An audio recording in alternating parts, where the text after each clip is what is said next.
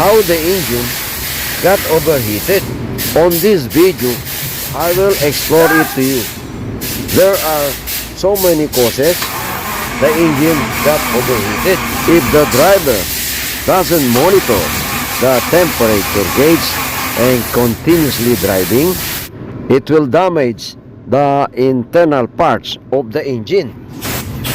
After the removal of the cylinder head, after the inspection, and this is what I found out: cylinder bore is scratching and piston is scoring. This is severe damage of the cylinder bore, or cylinder bore is scratches and piston is scoring. How do you know the coolant circulation in the cooling system?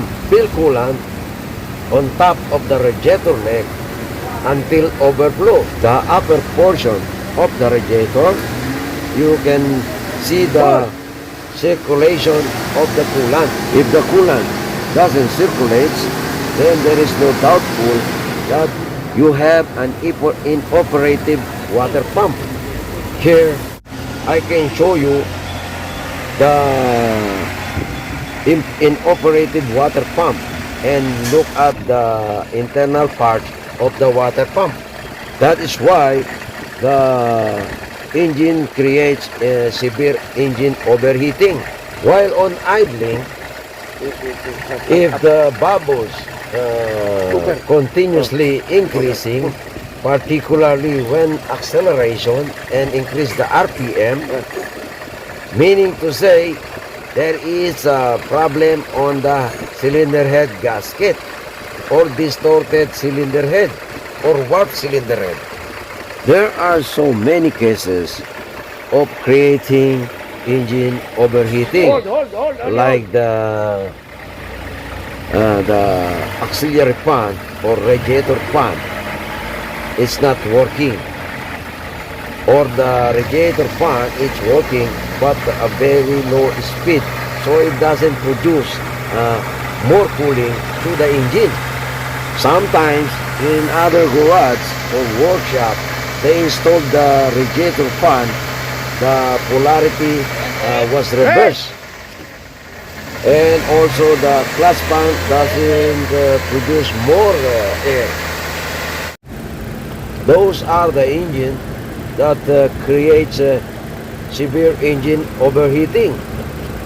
This vehicle, the problem is radiator fan not working. As you can see, the water pump has been removed. The water pump has been ruined up the impeller without knowing. Why? No one knows when the water pump damaged. Time can tell, and over time use, it might be poor coolant quality. If the impeller totally messed, the coolant circulation is very poor and unable to produce proper cooling in the engine. Ruined water pump creates severe engine damage. All of this video are engine overheating. All of these engines creating air bubbles, increasing air bubbles while acceleration. We assure that all parts are inspected related to the engine overhauling, such as thermostat stack up, radiator fan, clutch fan, water pump. How about electronic water pump? You have to use this control. Check the RPM of the coolant pump, if it is working or not.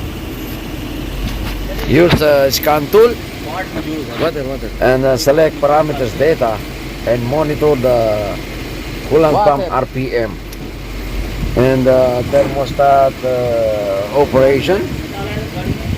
You can use active test to check the radiator fan, the low speed and the high speed.